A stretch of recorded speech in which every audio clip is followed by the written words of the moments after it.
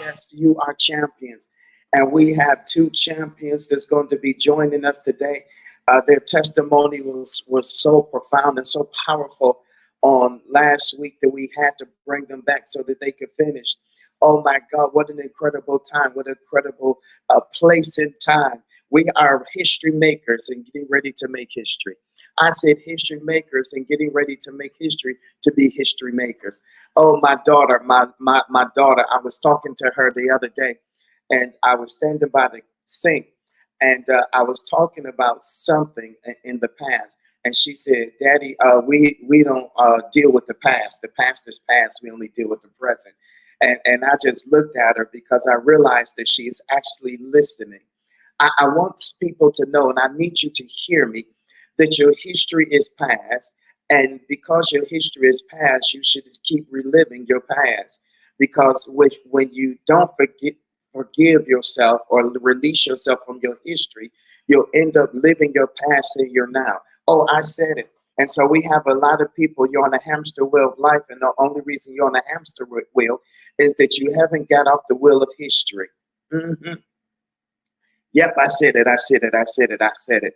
And so we have two champions that are with us this Saturday inspirational noon time. Yep, Saturday inspiration.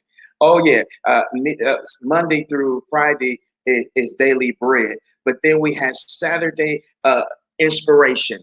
And so we come with different people with their testimonies and their lives and how they've made something good out of a bad situation. This is real talk. Last week we had real talk, girl talk, and they was tripping on here, y'all. They was really talking and being real and being transparent.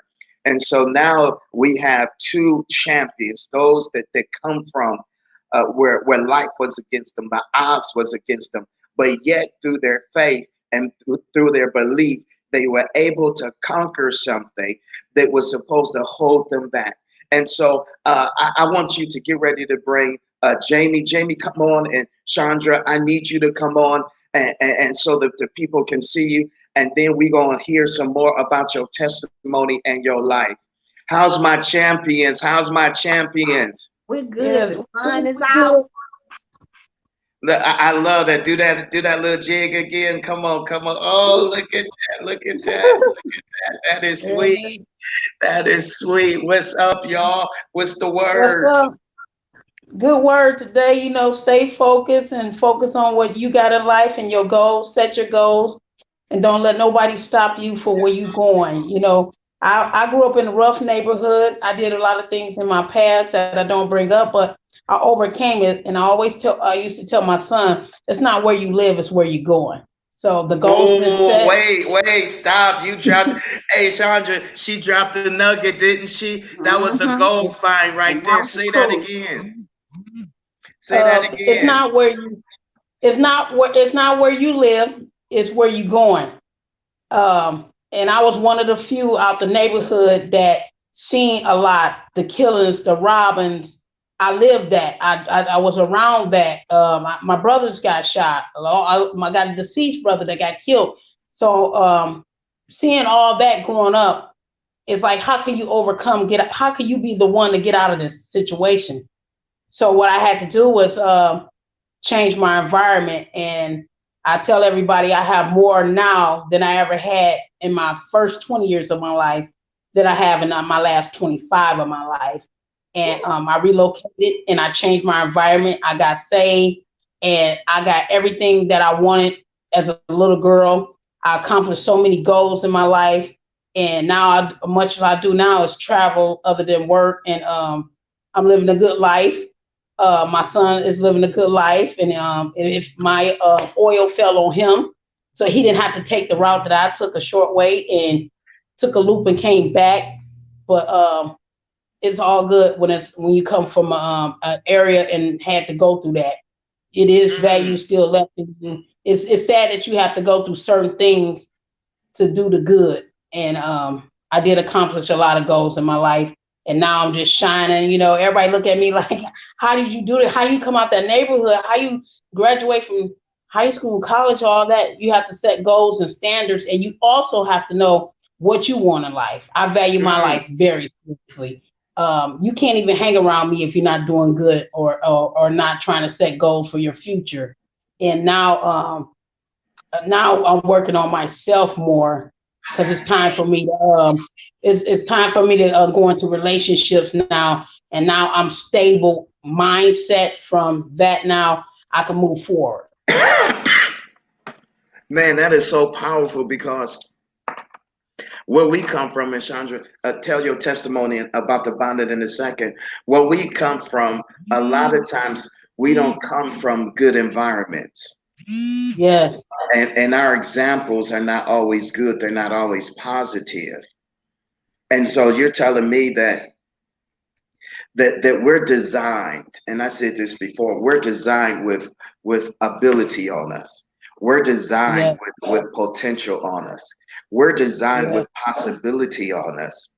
And I'm gonna just beat this every time I get on here because what happened was you saw possibility.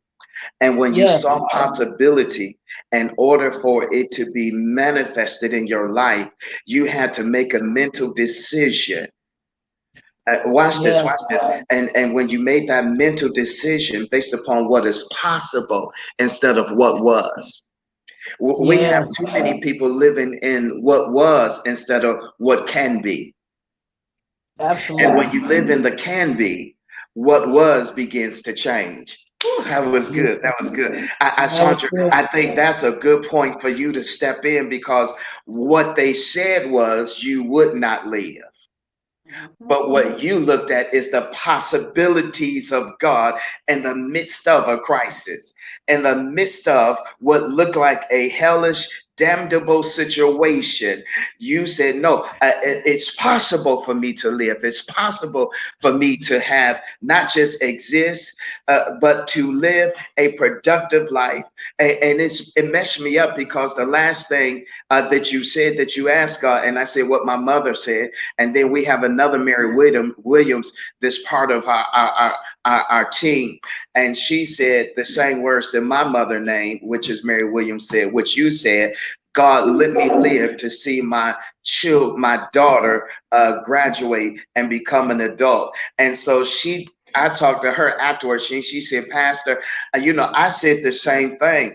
And so now I'm seeing a common thread. I always look for the common thread in the material of life, because it is that common thread in the material of life that helps us hold the substance of our lives together. That was good too, wasn't it? Yeah, I like that. And that common thread is faith, and faith always has a voice and always has a name and a word on it. And so watch this. I want you to drop this because you had your bonnet on and you told them why and you told me why. But I said, I want to hold this until Saturday. I want to hold this because we have people that's dealing with stuff. You understand?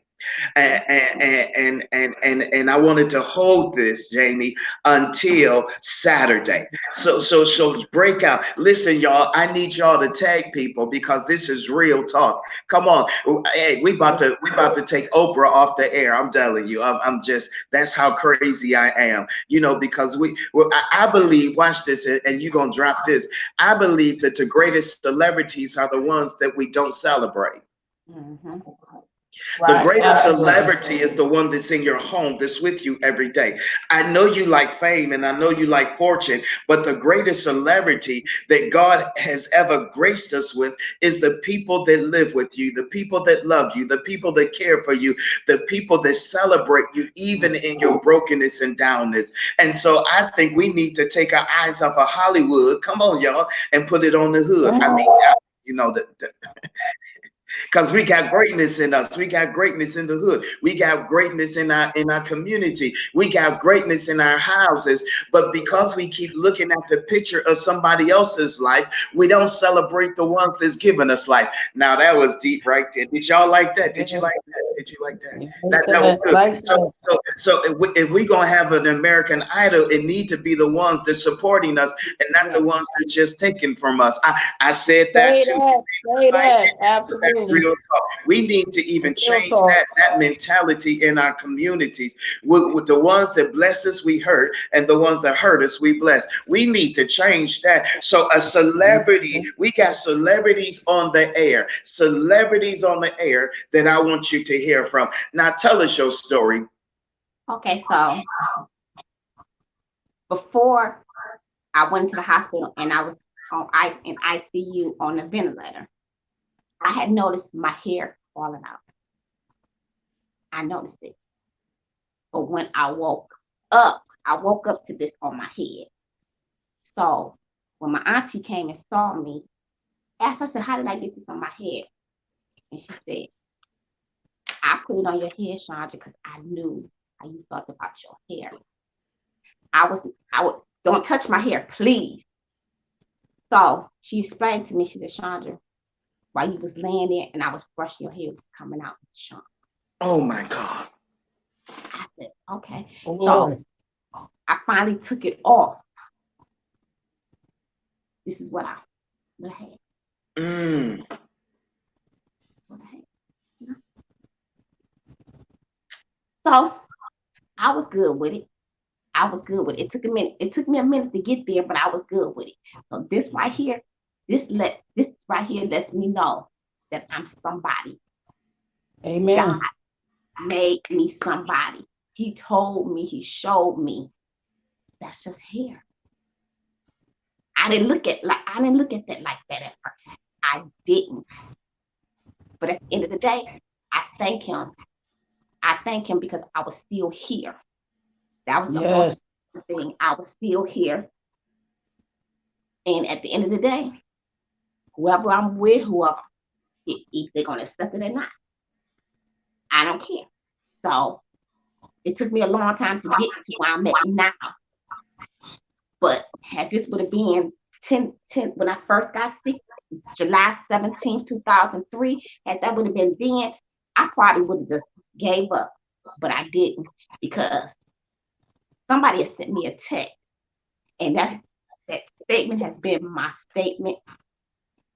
God give his strongest battles to his Yes. children. Ever since then, that's my philosophy. That is my motto. I love that statement. Whoever made that, I love them for creating that, because with me, I needed that. I needed that. And like I said, this is really my first time really even talking about this, because I didn't want to talk about it because I hadn't got there yet. Because I'm still adjusting to the fact is, baby girl, you just woke up off a ventilator that they didn't think you was going to ever come off of. Or you was going to come off, but you was going to come off going down to the morgue. Ooh. Not come off the ventilator and go home. Ooh. Okay. So my thing is, whoever I was talking to while I was under saw something in me enough for me to say, no, we're going to send her back. She needs to go back. Because he knew my time here was not done. I still had something to do. And I still have something to do. And I'm not giving up. Not. I refuse. I'm going to fight to the bitter end. And I'm going to fight till I can't fight no more. Now listen. This is so powerful, because even when you were unconscious, it was something fighting for you in the physical realm. It was something fighting for you in the physical realm. It was something fighting for you in the physical realm. And so now watch this. You said while you were unconscious, you were still speaking. My uncle told me that every night. I would say, I'm not ready. Listen, I need you all to catch this, because now I think they're missing one of the greatest points. My book says life and death is in the power of the tongue. So now God was using your spirit to talk for you, so that what you were speaking will become the reality, opposite and juxtapose of your natural physical condition. Now I need them to catch this, because I'm so proud of you all, and I'm so proud of how you took the bonnet off. And never did that before. Because there is so many people that's dealing with things that's causing them to feel bad about themselves. And the world, we celebrate the wrong element of beauty. Mhm. And one thing you said, and it messed me up. I said, because what you said was, what we are ashamed of is our greatest place of victory. Mhm. So what someone would think that you should be ashamed of when you take the bonnet off, for you, it's the greatest place of victory. And so a lot of times, in our place of victory is also a place that we have a mark. This says we won instead of we were defeated. Oh God. And so for you, the loss of hair is not a defeat. For you, that's a place of victory. And that's why we can't allow people to judge us that don't know us and don't know our story. Yes. Oh God. And you understand? Because people will make fun of what they don't even know about.